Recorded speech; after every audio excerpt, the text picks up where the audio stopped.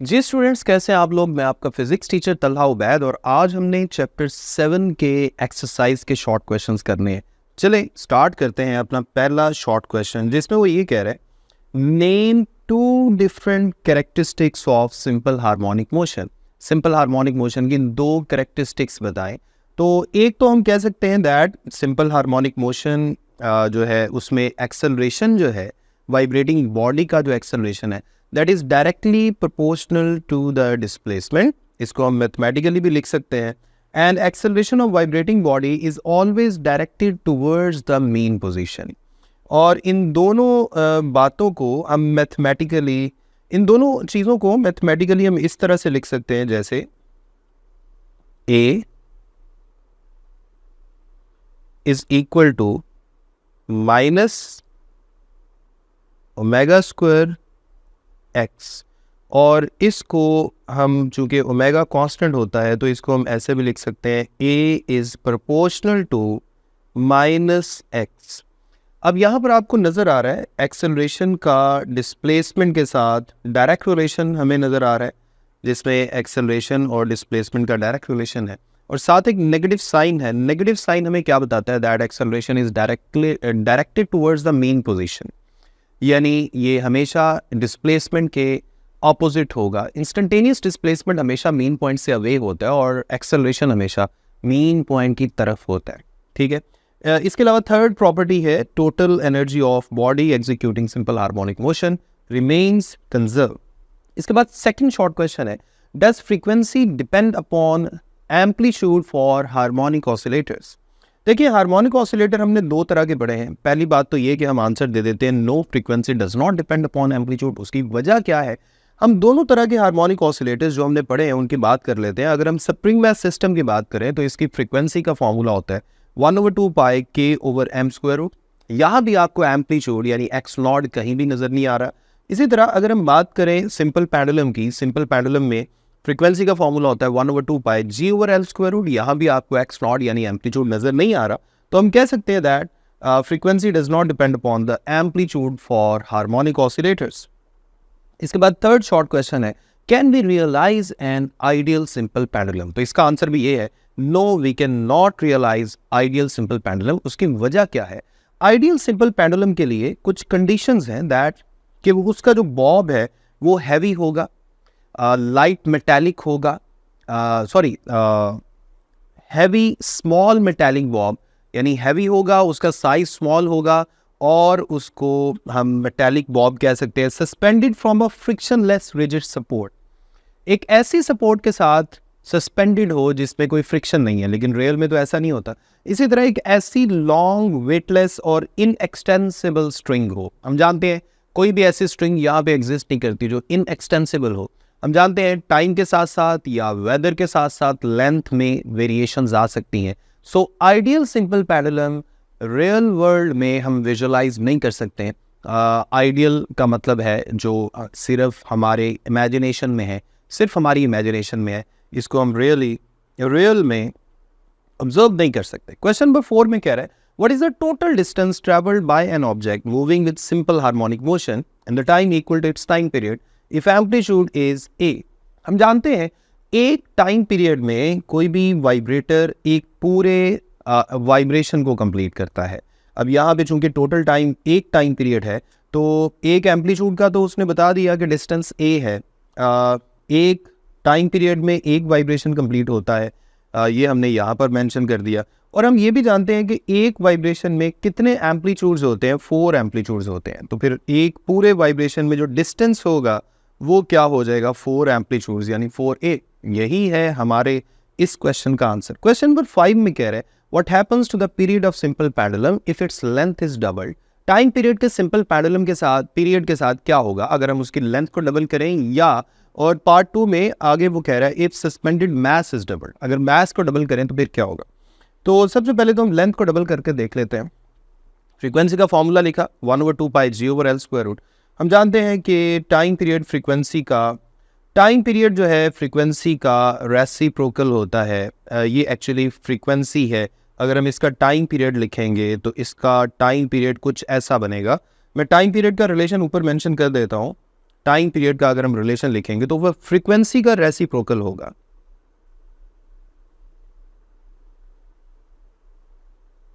अगर आप फ्रीक्वेंसी का रेसिप्रोकल कर दें 2 पाई स्क्वायर रूट के अंदर L/G बन जाएगा।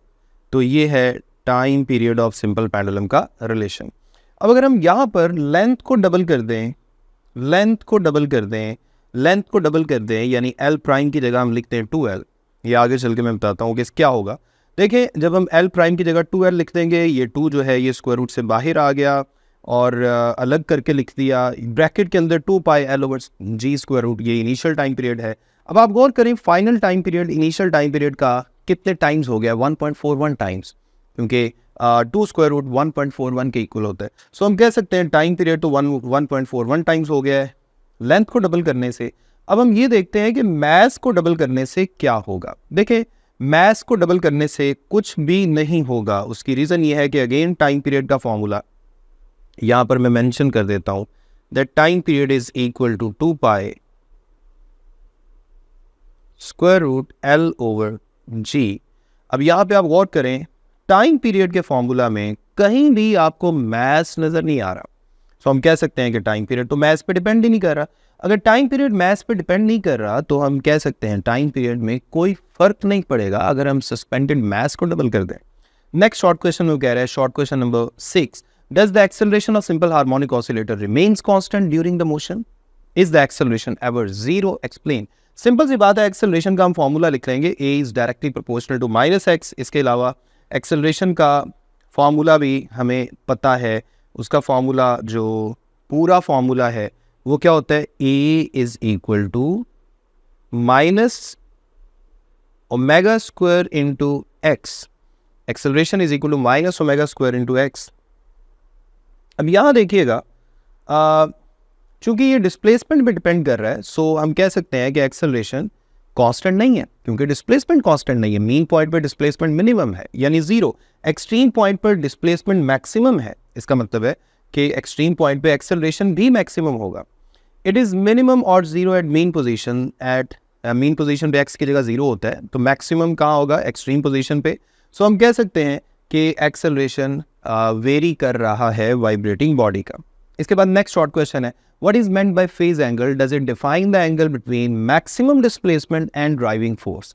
तो आप कहेंगे नहीं जी, फेज एंगल ये तो नहीं बता रहा जो आपने पूछा है। फेज एंगल एक्चुअली क्या बताता है?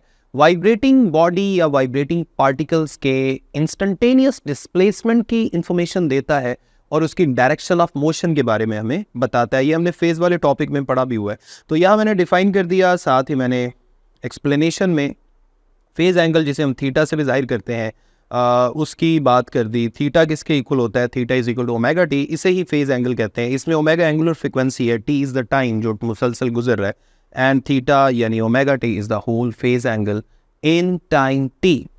तो ये था फेज एंगल। ये था हमारा शॉर्ट क्वेश्चन नंबर 7। अब हम बात करते हैं शॉर्ट क्वेश्चन 8 की। जी, शॉर्ट क्वेश्चन नंबर 8 में देखिएगा, वो कह रहा है, under what conditions does the addition of two simple harmonic motions produce resultant which is also simple harmonic? तो इसका ताल्लुक तकरीबन नेक्स्ट चैप्टर से भी थोड़ा सा है कि दो सिंपल हार्मोनिक मोशंस को अगर हम इकट्ठा करें तो आंसर भी सिंपल हार्मोनिक मोशन आए, तो इसकी क्या कंडीशंस हो सकती हैं?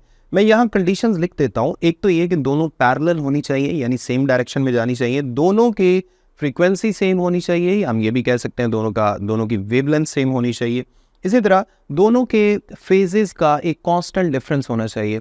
ऐसी दो वेव्स या दो सोर्सेज ऑफ वेव्स को हम बोलते हैं कोहेरेंट सोर्सेज, यानी ये कोहेरेंट सोर्सेज से आने वाली जो वेव्स होंगी या सिंपल हार्मोनिक मोशंस होंगी, उनको अगर हम ज्वाइन करेंगे तो आंसर भी सिंपल हार्मोनिक मोशन ही आएगा।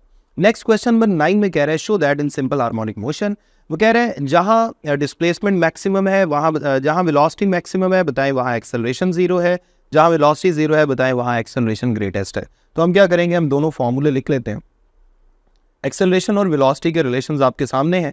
यहाँ पर हम सबसे पहले तो मीन पॉइंट की बात कर लेते हैं। एट मीन पॉइंट का मतलब एक्स की जगह 0 पुट करना है।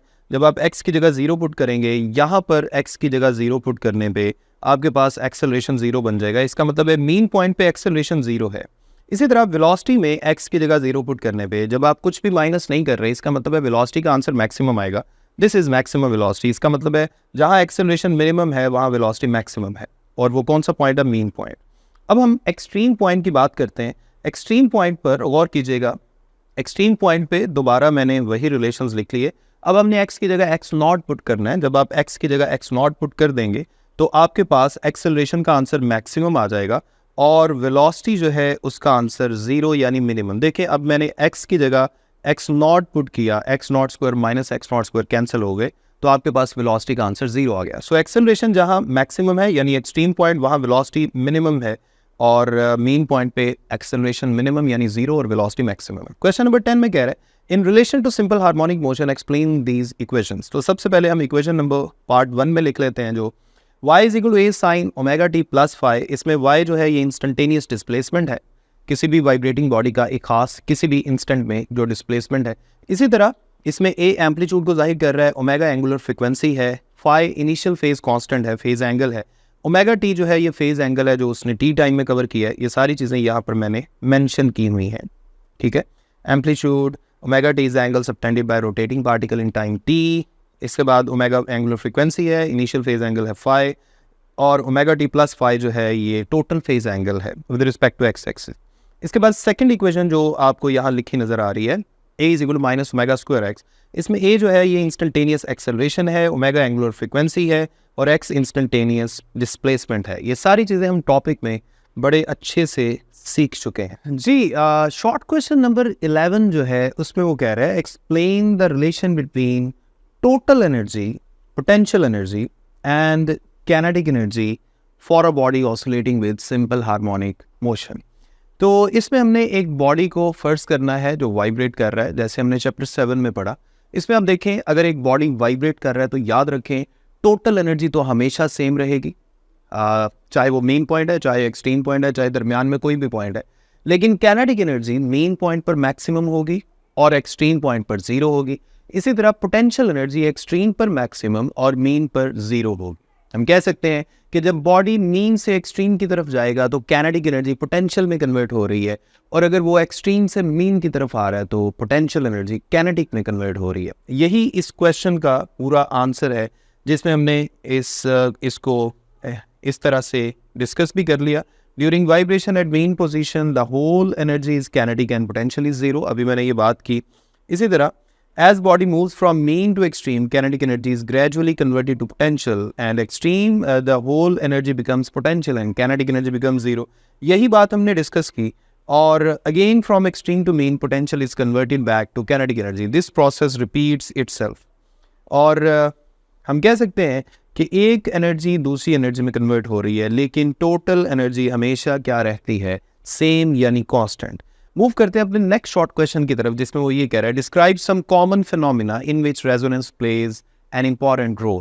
तो इसमें हमने बहुत सारे फिनोमिना अपने टॉपिक में पढ़े, जैसे इलेक्ट्रिकल रेजोनेंस है जिसमें हम रेडियो सेट के अंदर डिफरेंट रेडियो स्टेशंस को ट्यून कर रहे होते हैं। आने वाली जो फ्रीक्वेंसीज हैं या जो इलेक्ट्रोमैग्नेटिक वेव्स हैं उनकी डिफरेंट फ्रीक्वेंसी है। हमारे रेडियो सेट में एक सर्किट लगा होता है जो एक खास फ्रीक्वेंसी वाला करंट पैदा करता है। इस सर्किट को रिसीवर सर्किट कहते हैं, राइट।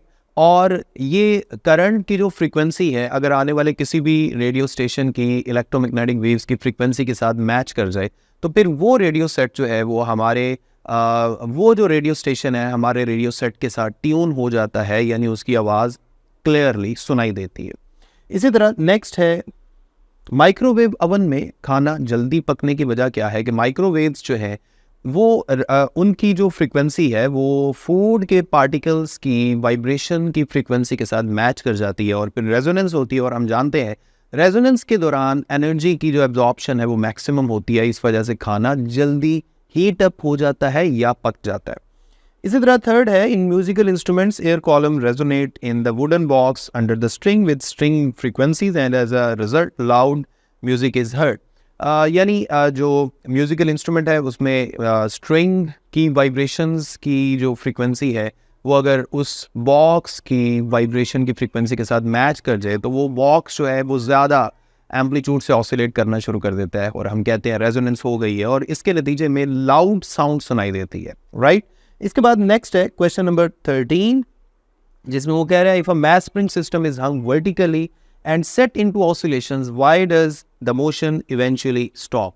सिंपल सी बात है, अगर हम मैस स्प्रिंग सिस्टम को ऑसिलेट करवा रहे हैं तो यहाँ पे बहुत सारी फ्रिक्शनल फोर्सेस हैं, डैम्पिंग फोर्सेस भी आप इनको कह सकते हैं। जो सपोर्ट है जिसके साथ आपने पूरे मैस स्प्रिंग सिस्टम को लटकाया है, उस सपोर्ट के साथ जो फ्रिक्शनल इफेक्ट्स हैं या फ्रिक्शनल फोर्सेस हैं उनकी वजह से डैम्पिंग होगी।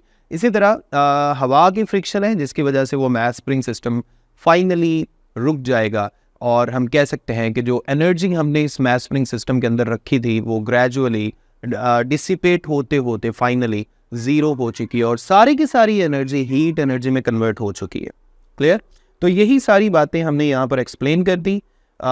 In fact, energy of system is gradually lost in doing work against frictional force and appears as heat energy, and system does not vibrate indefinitely and eventually stops. तो ये था हमारा short question number 13। इसमें उम्मीद है इस पूरे chapter के जो शॉर्ट क्वेश्चंस हैं उनकी आपको बहुत अच्छी समझ आ गई होगी। अगले लेक्चर तक अपना ख्याल रखें, मुझे अपनी दुआ में याद रखें। अल्लाह हाफिज़।